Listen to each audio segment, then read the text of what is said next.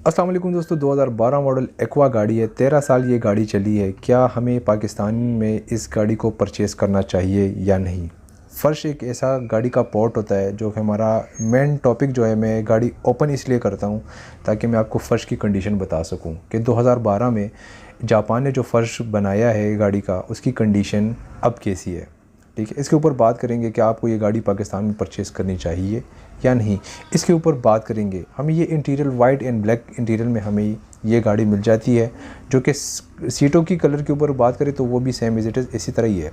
अब हम फ़र्श की कंडीशन के ऊपर बात करेंगे। हमारे पास यहाँ पे 2 बैटरियाँ मिल जाती है, एक हाइब्रिड बैटरी मिल जाती है और दूसरी जो हमारे पास बैटरी है वो हम अक्सर औक़ात ये म्यूज़िक वगैरह जो सुनते होते हैं या लाइटें लगा रहे होते हैं तो ये वो वाली बैटरी हमें यहाँ पे देखने को मिलती है। अमूमन आम गाड़ी में हमें आगे और प्रियस गाड़ी में हमें डीगी में और एक्वा गाड़ी में हमें बिल्कुल यहाँ पे ये वाली बैटरी मिल जाती है। अक्सर औक़ात हमें मर्सिडीज़ वगैरह गाड़ी में भी बैटरी यहाँ पे सीट के नीचे ही मिलती है।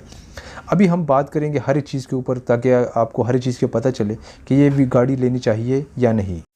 सो गाइज़, अभी जो सीटों की कंडीशन के ऊपर अगर हम बात करते हैं तो ये भी हमें वाइट एंड ब्लैक कलर में हमें जो है ये मिल जाता है। ठीक है, और कंपनी ने जो ये सीट बनाया है इसके ऊपर वो जो है रेक्सीन का भी यूज़ कर सकते हैं, लेदर का भी यूज़ कर सकते हैं। लेकिन अगर आप सख्त गर्मी में आपकी गाड़ी खड़ी है और आप अपनी गाड़ी के ऊपर बैठते हो सीट के ऊपर, तो आपको ये फ़ील बिल्कुल भी नहीं होगा कि हमारी गाड़ी का जो सीट है, सीट वाला पार्ट जो है ये ज़्यादा गर्म हो चुका है, जो कि ये बिल्कुल नॉर्मल कंडीशन में और नॉर्मल टेम्परेचर में होता है। ठीक है, अगर इसमें कोई भी हम लेदर वगैरह या रेक्सीन वगैरह का हम कवर डालते हैं और हमारी गाड़ी धूप में खड़ी होती है तो ये हमें काफ़ी ज़्यादा गर्म देखने को मिल जाता है और हमारी गाड़ी का एसी भी उस तरह का वर्क नहीं करता जिस तरह हम जो है एक्सपेक्टेशन रखते हैं गाड़ी से।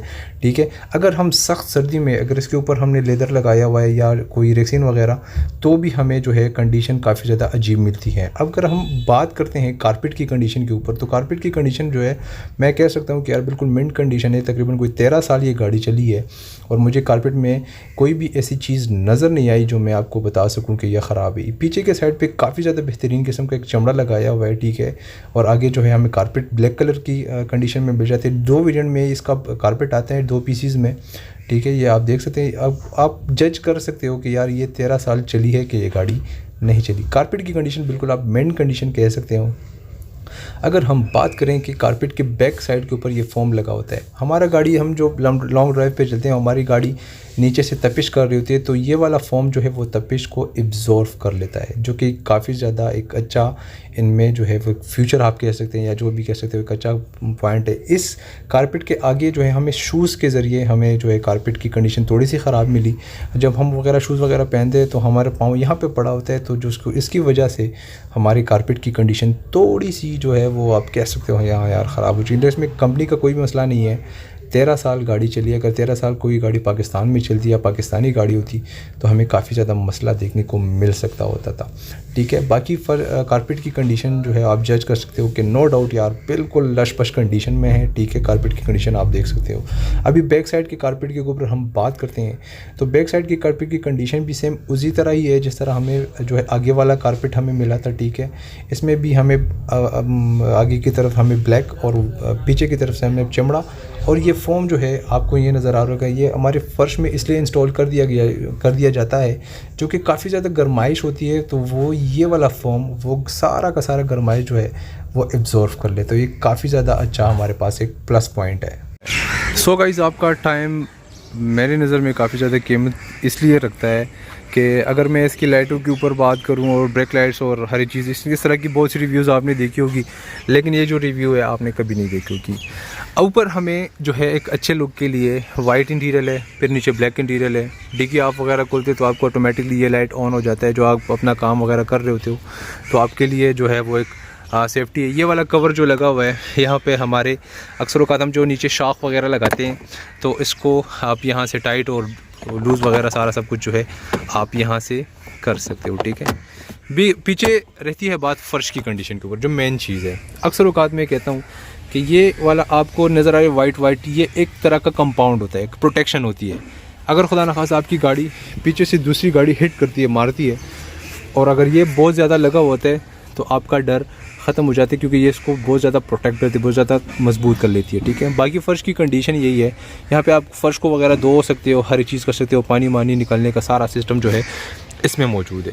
अच्छा, यहाँ पे एक समझने वाली और मैं आपको बात बताऊँ, अगर आपके पास दूध वगैरह है या इस तरह की कोई चीज़ है जो आप डरते हो कि वो गिर ना जाए, तो सीटों में आप इसको इस तरह ओपन करोगे और वहाँ पे इसको इस तरह लटका सकते हो, या इस तरह आप उसका सिस्टम जो है सारा सब कुछ बराबर कर सकते हो। ठीक है, ये वाले आपको जो नज़र आ रही है यहाँ पे, ये सीट लॉक है। ये अगर आप ऊपर करते हो, ठीक है, तो यहाँ पे आपका लॉक रिमूव हो जाता है, आप अपनी सीट को फोल्ड भी कर सकते हो। यहाँ पे अगर हम बात करें तो एक अच्छा लुक प्रोवाइड करता है। ठीक है, अगर आप इसको यहाँ से देखते हो तो आप कहते हो कि वाह यार क्या बात है। ऊपर वाइट इंटीरियर, जब ये साफ़ हो जाएगा इसका मज़ा ही कुछ अलग है। और यहाँ पे ब्लैक इंटीरियर में हमें जो है वो विंडो बटन्स वगैरह हर एक चीज़ मिल जाते हैं। आगे अगर हम बात करें तो आगे मामला थोड़ा सा जो है इन्होंने चेंज किया, अच्छी सी लुक प्रोवाइड की है। यहाँ पे एक कपड़ा लगा हुआ है जो कि हम अक्सर औकात हमारा हाथ वगैरह यहाँ पे होता है। ऊपर वाइट इंटीरियर है, फिर यहाँ पे ब्लैक इंटीरियर है, और फिर यहाँ पे विंडो बटन्स में इन्होंने काफ़ी ज़्यादा एक अच्छा लुक यहाँ पे प्रोवाइड किया हुआ है। ठीक है, अब जाते हैं फ़र्श की कंडीशन के ऊपर। अगर आप चेसिस नंबर देखते हो तो हमेशा की तरह मैं बताता हूँ कि आगे वाले सीट पैसेंजर के सीट के नीचे आपको ये चीज़ मिलती है। ये मैंने कारपेट में उस टाइम आपको बताया था कि इसमें ये लॉक होते हैं। ये लॉक जो है हमारे हम मैट्स वगैरह डालते हैं तो उसको लॉक करते हैं। ये आप डिग्गी वगैरह ओपन कर सकते हो। उसका टाइम मैं आपका टाइम इस चीज़ के ऊपर ख़राब नहीं करना चाहता। ठीक है, पाकिस्तानी गाड़ी में कल मैंने एक ग्रैंडी गाड़ी की बात की थी, उसमें ये चीज़ जो है हमें नज़र आ रही थी। उसमें काफ़ी ज़्यादा फोम था, जिस तरह का ये वाला फोम है, ये वाला, तो यहाँ पे भी वो वाला मसला था। यहाँ पे असल में जाता है एग्जॉस्ट पाइप। ठीक है, जो कि वो आपको पता है कि वो गर्माइश छोड़ता है। ठीक है, जब एग्जॉस्ट पाइप यहाँ से जाते हैं तो हीटअप आता है, तो हीटअप आने की वजह से आपका एसी उस तरह का कूलिंग नहीं करता। हमें जापानी गाड़ी में ये जंग और ये वाला जंग एरिया, और यहाँ पे काफ़ी ज़्यादा जो अजीब कलर का इन्होंने वेल्ड का टक लगाया है, जो कि जापानी गाड़ी ने कभी भी इस तरह काम नहीं किया। एक्वा गाड़ी में हमें ये चीज़ लाजमी जो है वो देखने को मिलती है। ये आप देख सकते हैं, यहाँ पे आम सा एक वेल्ड किया है और बस अपनी जान जो है उन्होंने खलास की है, मैं ये कहूँगा। बाकी यहाँ पे हमें हाइब्रिड बैटरी मिलती है। ठीक है, अगर आप इसको यहाँ से इसको करते हो तो इसकी बैटरी का जो सारा सिस्टम है वो रिमूव हो सकता है। अक्सर औक़ात हमें एरर आता है तो हम अगर हम इस वाले एरिया को, ये जो इसका एग्जॉस्ट है, इसको अगर साफ़ करते हैं तो हाइब्रिड का जो एरर होता है वो रिमूव हो जाता है। ठीक है, तो मैं ये कहता हूँ, ये देखें, ये हमें हर एक गाड़ी में देखने को मिलता है। आई थिंक सो कि जापान में हवा में जो है वो नमी ज़्यादा होगी, इसलिए हमें ये चीज़, अगर आप इसको पेंट वगैरह कर लेते हैं, जिस तरह का ये वाला ग्रे पेंट है, इस तरह पेंट करते तो कभी भी ख़राब ना होता। ये मेरा अपना ओपिनियन है, इसका मुझे नहीं पता कि वो इसके ऊपर फोकस करेंगे कभी के नहीं। और ये वाला फॉर्म हम अक्सर औक़ात बात करते हैं, सोचते हैं कि यार ये वाला फॉर्म इधर क्यों लगा। पहले गाड़ियों में ये चीज़ नहीं थी।